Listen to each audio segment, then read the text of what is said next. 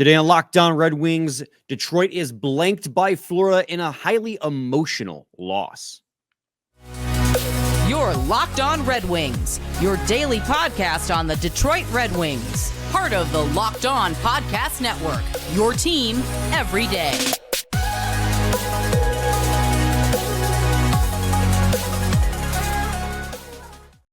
Welcome back to the Locked On Red Wings podcast. We are your hosts, Brian Fisher and Scotty Bentley. I'm a podcast producer for the Daily J, a WWJ News Radio podcast. Well, Scotty's just over at Locked On Tigers, as well as a freelance journalist for the Detroit News. And today's episode is brought to you by FanDuel. Make every moment more. Right now, new customers get $150 in bonus bets with any winning $5 bet. That's $150 if your bet wins. Visit FanDuel.com/LockedOn today to get started. Scotty, kind of a bummer of a game on Saturday, I guess is the best word to use in terms of that loss. Red Wings blanked by the Florida Panthers 4-0 at home. They're the cream of the crop in not just the Atlantic Division, not just the Eastern Conference, but honestly the league. They're first in the Atlantic right now, and they're constantly in a back and forth with teams like the Canucks and the Jets for the top spot in the league. You knew it was going to be a tough fight going in, but the second half of that game, I mean, we'll talk about the first half. I thought they were pretty good in the first half of that game, but the second half of that game in particular was, got ugly. It got ugly. Yes. Yeah, pretty quickly, too, I would say. There in the second half, once the differential got to 2-3 goals is when everything kind of went off the rails. Yeah, and we'll talk about went off the rails in multiple ways. I think went off the rails in terms of, the chippiness as well, probably. Yeah, absolutely. And we'll get to all of that in 2 and 3. But Scotty, we got to lead things off as we always do now with game recaps with our difference makers, the moment, the player, even sometimes just the team that made the difference in this game. What's your difference maker for this 4-0 shutout loss to the Panthers? Yeah, I mean, I think the biggest thing for me is special teams. You know, we talked about in the preview that the Panthers are one of the teams in the league that they're, I think, second in the league in PIMs a game.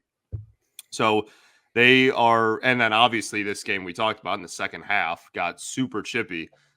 So just kind of naturally, there was a lot of 4-on-4s and just opportunity for your special teams in general, your PK, because of the back and forthness of kind of the aggressiveness, but also like you knew that Florida was going to be in the box. Again, we talked about that on Friday, and I think they're still, after this game, they're 31st in the league in PIMs a game. So a team that's going to give you opportunities on special teams, and the Wings obviously got blanked, so did not take advantage of any of those, went 0 for 5 on the power play, and then on top of that, went 2 for 5 on the penalty kill. So, I guess the penalty kill went 3 for 5. Florida's power play went 2 for 5 as well. So, in a game that had a total of, I believe, 70 penalty minutes between both teams, you got absolutely dominated in that category. And that, I think, to me, is probably the biggest attributor to the loss. Yeah, I mean, we talked about it on Friday, right? This Panthers team is quite literally good at everything, and they play with an edge. And I thought both Ryan Hanna of Winged Wheel Podcast and Beer League Trump on social media made some pretty good points as to why a team that gets as many penalties as the Panthers can be as successful as they are. And I'll bring that up in segment 2, but I agree with you that their power play and their penalty kill, it just did not work for the Red Wings in this game. And I think it's another, I'm not trying to make excuses, but I think it's another instance where play style matchup didn't really work in the Red Wings' favor. I mean, there's not a lot of teams that match up well against the Panthers. Like I said, they're one of the best teams in the league. But they have a very aggressive penalty kill on the Red Wings power play, which is circling around, centered around rather, creating space and time, does not do well under pressure, and it was exposed in that game.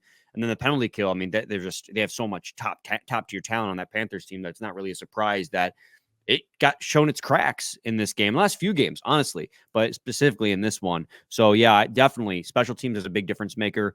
And then for me, I had honestly 3 things that were difference makers in this game. And you named one of them as special teams. I'll go with missed opportunities as my difference maker in this hockey game. The other one being the Panthers' edge, which kind of goes into what you were talking about with special teams. So we'll talk about that and notable performances in segment 2. But the missed chances by the Red Wings in this game really helped dig their own grave. I thought through the first half of this hockey game, the Detroit Red Wings were going blow for blow with the Florida Panthers in terms of scoring chances, and they were trying to match them with edge, and I appreciated all of that. But there were several times in the first, the second, and even the third period where the Red Wings had an opportunity to get on the board and early on take the lead. And you look at how this game may have played out if they had converted on those opportunities. You know, the Red Wings were outshot 37-21, but through the first 2 periods, the shots were fairly even. Like between the first period, I think it was 11-11 or something like that, 15-15. The second period, they were within 5 shots. And the third period is when it really got away from them. You know, I had here in my notes, there's the opportunity in the first period where Raymond and Kane went down on a 2-on-1. They went back and forth, and then a couple of just stellar defensive plays by some Florida Panthers defensemen to one block, disrupt the shot on Raymond's first attempt. And when he re-got the puck again, a second player came in desperation and got enough of it that the puck went wide. So you have that as a huge missed opportunity. You had DeBrincat's post that he hit on the power play in the second period. That was his only shot of the game, I think. Yeah. And then Patrick Kane, puck on his stick. I mean, they showed it on the broadcast. He was 3 for 3 on breakaways so far with the Detroit Red Wings this season. He missed his first breakaway opportunity by this much. His forehand, backhand, 5-hole move just didn't get to the right spot. Would have beat Bobrovsky 5-hole, but didn't. That would have made it a 2-1 game. Could have changed the outlook for the third period going in. And I mean, just there are other missed opportunities too for the Detroit Red Wings, but okay, Patrick Kane missing the net as well on a wide open opportunity. It was just, there was several, I'm sorry. That wasn't a wide open. I'm thinking of the Islanders game. The Kane opportunity I'm thinking of was when it got glanced off of Bobrovsky's shoulder in the second period. So there were just several key missed opportunities off of odd man rushes that the Red Wings, while they were winning, would have converted on. And I understand at some point the shooting percentage was going to have to come down a little bit. Their PDO, as they call it, the luck stat, was going to have to regress to the mean a little bit. But these last 2 games, even though they scored 3 against the Islanders, are key examples of times where the Red Wings weren't getting the puck bouncing the way that it had in previous games. Not that I'm worried. I mean, there's going to be some kind of middle ground that they're going to find where games like what happened against St. Louis is the extreme where everything was going in, or Washington was the extreme where everything was going in, to last night against our Saturday, by the time people are listening to this 2 days ago, where nothing was going in. So I'm not too worried, but definitely in this game, missed chances and special teams were where the Red Wings got killed the most as difference makers in this game. And of course, we'll talk about the edge in segment 2. But Scotty, in terms of, you know, missed opportunities, what do you got to add? Yeah, no, I mean, I mean, I think that kind of goes somewhat one in hand, one in hand, one in one, hand in hand. It goes hand in hand, or 1 in 1 rather, with the failed opportunities on special teams. But yeah, you know, this was not a game that, even though the final score obviously is ugly, that was without its opportunities for the Wings. I mean, you mentioned a few of them there. Robbie Fabry had a few opportunities, also spent a quarter of the game in the penalty box. Like it was just I don't know. I guess frustrating is kind of the word I want to use. It was just a frustrating game. Yeah, a game where not only frustrating from the edge and physicality aspect, but just could not break the seal. And obviously, Bob, we talked about him a lot last year. Bobrovsky, goodness. And you know, how he is able to, you know, for the inconsistencies that he's had in his career, he's still a guy that he's, we call it an any given night guy, right? Any given night, he can just turn it on and stand on his head. And obviously he's just been better kind of all around since becoming a Panther. So especially in the last couple of years. So yeah, I mean, this was, I think that those two are probably, in my eyes, the 2 biggest as well. Yeah, I mean, obviously officiating in the third period and the way the Panthers play was a huge factor. I mean, it's what makes them so good. They kind of take advantage of the way the NHL officials manage games. So I want to talk about that too as a big factor in segment 2 of Locked On Red Wings. So make sure you guys stay tuned for that. Got to talk to you guys today about FanDuel. Get buckets with your first bet on FanDuel, America's #1 sportsbook, because right now, new customers get $150 in bonus bets with any winning $5 bet. That's $150 if your bet wins. Bet on all your NBA favorites and teams with quick bets, live same game parlays, exclusive props, and more. Just visit FanDuel.com/lockedon and shoot your shot. FanDuel, official sportsbook partner of the NBA. Segment 2, Locked On Red Wings podcast. Scotty, I want to take a moment to talk about kind of they go, as you would say, one in hand with one another. The Florida Panthers way they play the game, plus how the NHL officials work. I mentioned it earlier. I thought both Ryan Hanna and Beer League Trump on Twitter brought up great points that the way the Florida Panthers play the game with that edge, almost they're rewarded by taking penalties by the fact that they start scrums. And it's almost always 1-for-1 gets taken off the ice. They don't take the player or the team that initiates the scrums. Rather they'll take the team that retaliates or enters the scrum too. So it's always almost an even give, or you're going on a penalty kill because of the way they play the game. And I don't want to blame the officials. The Red Wings had, we know, 5 power play opportunities, really 3 when the game was still competitive. Those last 2 came when the game was out of hand. It was kind of pointless. Red Wings couldn't do anything with it, and that's credit to the Panthers. But the way the Panthers play their style of game, this in-your-face, start and mentality, it really does not help the Detroit Red Wings or any other team, really, to fight back. It doesn't behoove them to defend themselves because it's just going to end up with them in the penalty box too. So you're prompted with this option. Either you let them take the penalty and you just get beat the crap out of all game long. You let them start scrums. They're not going to get penalized unless you also enter the scrum. So you're going to let them get under your skin and do nothing about it, which is really frustrating. Will knock you off your game, or you get into the scrum with them, get equally, if not more so, penalized by entering the scrum and then proceeding to get scored on the ensuing penalty kill. It's one of those things where, because the NHL cares more about managing games and keeping things even on the score sheet in terms of penalties, more than actually penalizing the team that's creating more of the scrums. I know the Panthers are one of the most penalized teams in the hockey league, but like they both said, as long as the NHL is more concerned with giving both teams a penalty to keep it even, it's never going to be a fair assessment. They're almost getting rewarded by their style of play by getting under your skin. And I'm not blaming the Predators, the Panthers, for the style of play. It's a really successful way of playing hockey. You saw how a team like the Red Wings, who they don't not have guys on the team that have edge. Like, you saw Sherratt stand up, although I think I would like to see Sherratt do that more, because that's kind of he has a perception in the league of being this guy with edge, although he doesn't really bring it out a ton. I'm thinking he might be one of those guys who really comes out in the playoffs. I'd like to see what he did more, like he did against the Panthers, more on a given day basis. Like, that's kind of one of the reasons you signed him. Moritz Seider has a fair amount of edge. Obviously, Klim Kostin, who wasn't playing, has a ton of edge. But they're not built like that. They're a skill-based team because of the guys they have on forward. They have a lot of shooters. They have a lot of finesse. So they're not going to come and be in your face about it. The Panthers do both. So it's just a really frustrating thing where a team that is super heavily penalized is almost rewarded for it because of the way the NHL and the referees manage games rather than actually punishing the teams that are the biggest crap stirrers in the league.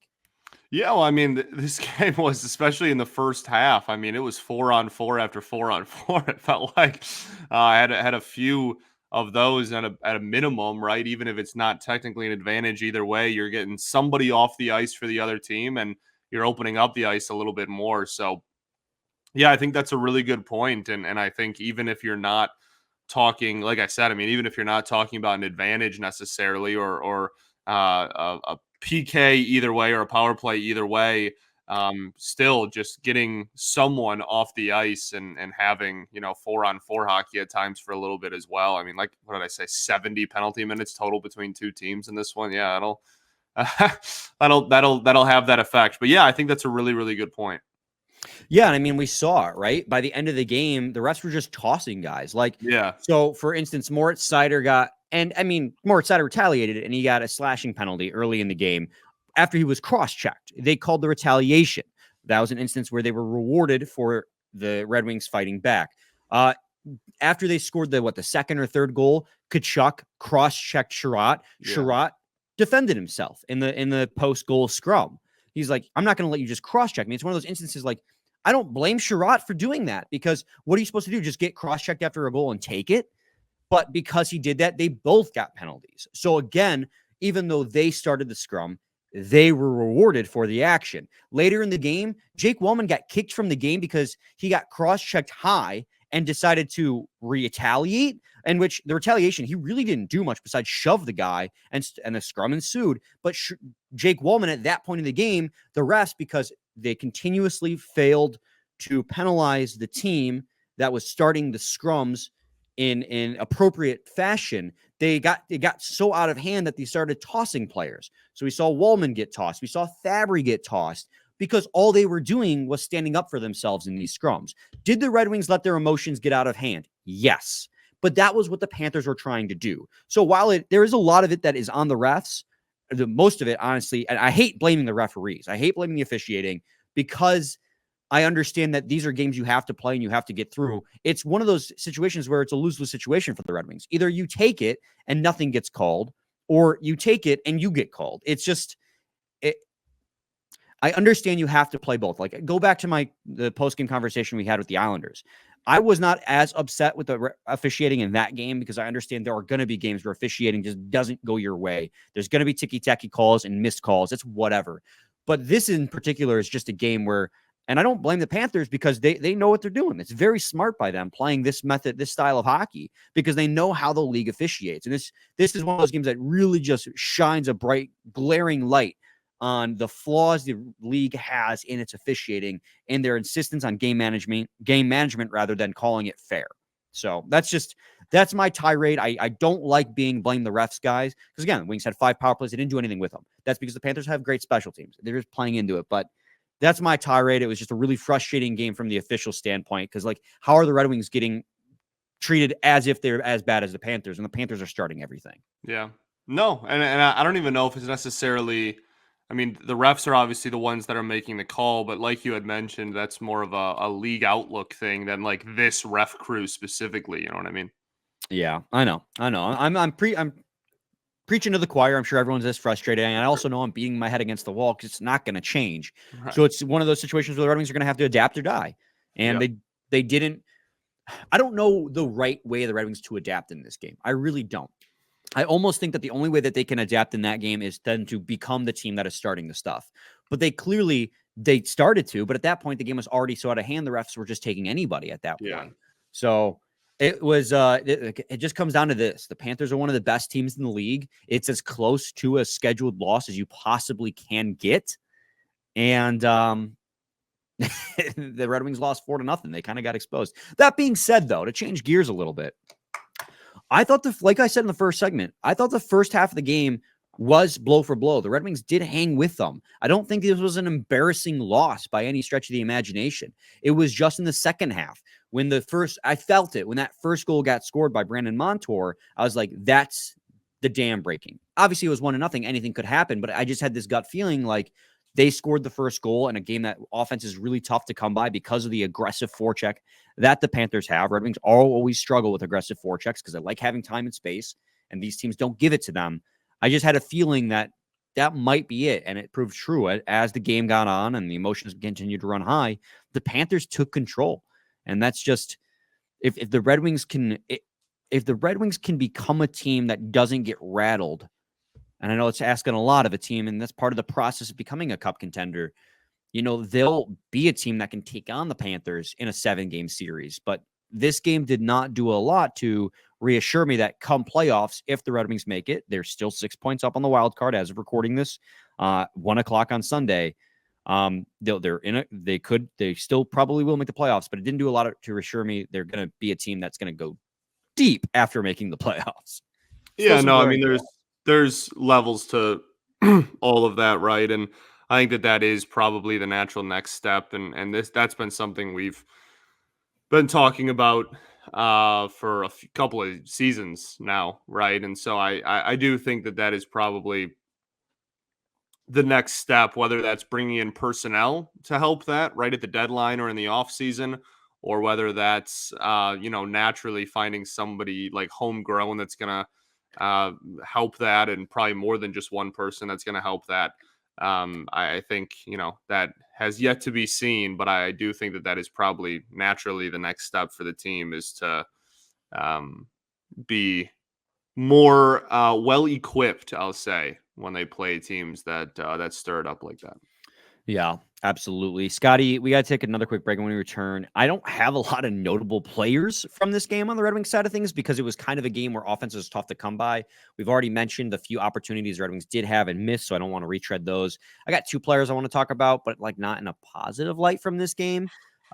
So I guess stay tuned for that in segment 3. Oh, we'll also do a standings update for you guys, so stay tuned to Locked On Red Wings.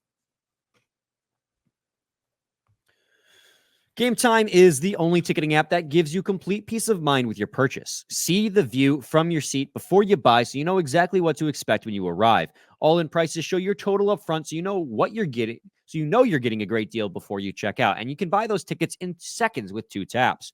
They're obsessed with finding ways to help you save money on tickets. Game Time has deals on tickets right up to the start of the event and even an hour after it starts. It's the place to find last-minute seats. And with those exclusive flash deals and sponsor deals on tickets for football, basketball, baseball, hockey, and so much more, you can save big that way as well. And zone deals, don't forget that.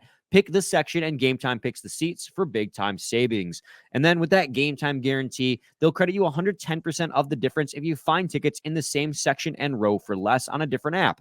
So take the guesswork out of buying tickets with Game Time. Download the Game Time guarantee and create an account and use code LOCKEDON for $20 off your first purchase. Terms apply. Again, create an account and redeem code LOCKEDON for $20 off. Download Game Time today. Last minute tickets, lowest price guaranteed.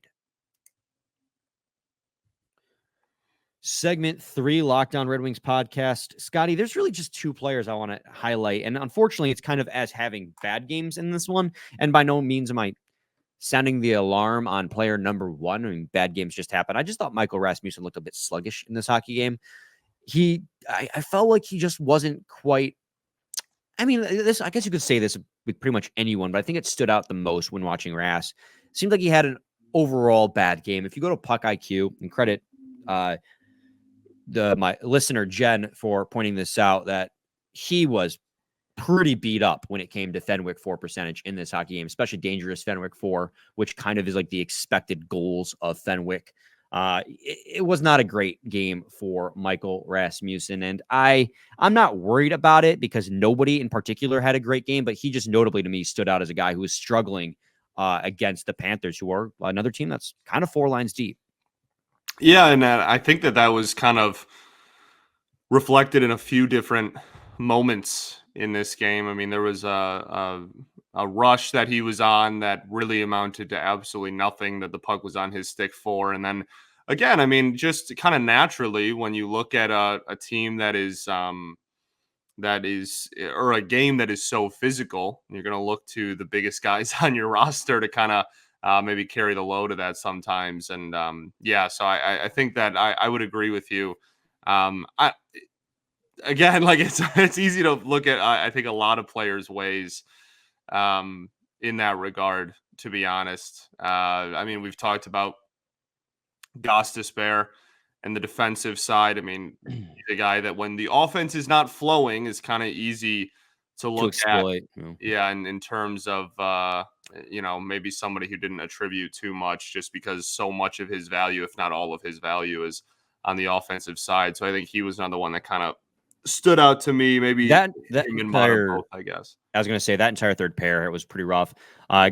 Shane Gostisbehere, when he was on the ice at 5-on-5 this game, only 2 unblocked shot attempts made it to the net, made it into the direction of the net. Again, these are attempts, not necessarily shots. Yeah.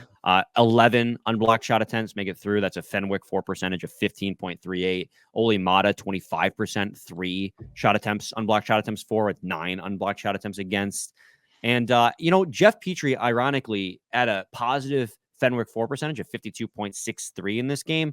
But, man, did he make some egregious errors in the offensive zone. The one that stood out the most was when he tried to do a spinorama backhand pass and just gave it right to the guy who was pressuring him, and they came back for a 2-on-1 the other way. He had to back check hard for. It's just like, man, it's one of those games that the glaring issues, and I think this kind of leads in perfectly to what we're going to talk about in this 3-day break leading up to the Red Wings' next game, is that the Red Wings have glaring issues that they need to address before this team can be taken seriously. And one is defensive depth.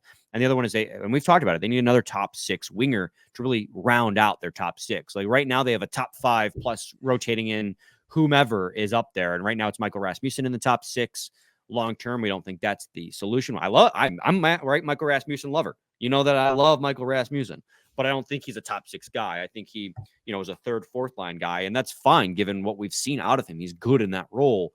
But those are the 2 biggest needs. Is they need somebody to really just take over on the second pair. And this isn't meant as Jeff Petrie slander, but I just don't think he is a top 4 pairing defenseman anymore. So you can go out the deadline and acquire somebody to play on that. You're really upgrading. Or even, I know Derek Lalonde mentioned that they have some guys at the Grand Rapids level that could come up. They said Simon Edvinsson is close. Emily Kaplan reported on the broadcast the Red Wings are open to moving blue liners. They didn't specify NHL or AHL, but they said they're open to moving blue liners to upgrade at that position and to maybe bring in a forward. So it's one of those things like, okay, maybe they don't acquire somebody at the deadline, but maybe they move somebody out to make room for a Simon Edvinsson, and that's their upgrade. That was kind of what Derek Lalonde hinted at. He's like, if we don't make a lot of moves, our deadline acquisition might be some guys from Grand Rapids. And I think that's, with where this team's at in their rebuild, I think that's a smart approach to have. I don't think you're in a position yet as just a wild card team, a team in the conversation for the wild card. I won't call them like a playoff team yet because they're a playoff contender. Let's say that. You're not in a position yet with where this rebuild is to be selling off long-term assets for short-term gain like the Dallas Stars just did in the acquisition of Chris Tanev. Yeah. If you're going to be acquiring anyone at the deadline, you're going to be acquiring somebody that's not going to cost you a lot, or acquiring somebody that you expect to be here in the long haul, like a Noah Hanifin, who we'll talk about. But it's just, I don't think the Red Wings are in a position to give up a lot to upgrade those positions right yet. But I could see them moving some pieces to call some of those young guys up. It's a conversation for next few days, but this game against the Panthers, one of the cream of the crops in the Atlantic and in the Eastern Conference and in the league, kind of showed those glaring flaws that the Red Wings still have to improve upon before they're in that conversation with a team like Florida. For sure. No, for sure. And again, that'll be a fun conversation we can have throughout the week just because of the looming trade deadline. But yeah, I think that clearly there are pieces and holes on the roster that, relative to the teams that are the top of the division or just the league and in general that kind of separate them. And yeah, we've talked about the winger situation a lot. I do think that blue line, I don't know if depth is the right word, but just kind of raising the ceiling of the defensive group. I would say raising the floor. Sure. Right. Yeah. Sure. I guess just improving, if you will. Yeah. I think is a pretty, easy way to look at it. But yeah, I think there's a lot of stuff they can do with that too. Like I said, I'm sure we'll have plenty of conversations throughout the week in that regard. Yeah, and it will be fun conversations too, because Emily Kaplan reports that the Red Wings are looking to buy at the deadline, which is something we haven't seen since literally 2016. So it's been a while. Yeah. And with that, Scotty, let's do a quick standings update for the people. Now, we are recording this at 1:13 on Sunday for the Monday episode, so we know the results of games. You guys will know the results of games on Sunday, but it was not a great game or great day on Saturday for the Red Wings outside of their own game either. Both the Maple Leafs and the Lightning won in a shootout. So the Maple Leafs are up to 6 points up on the Detroit Red Wings. The Lightning are now tied with the Red Wings for the first wild card in points. The Islanders also blew out the Bruins, which is just weird to see. The Penguins did lose to the Flames. And then on Sunday's slate, you have the Devils and the Capitals both playing, and you'll know the outcome of that by the time this airs.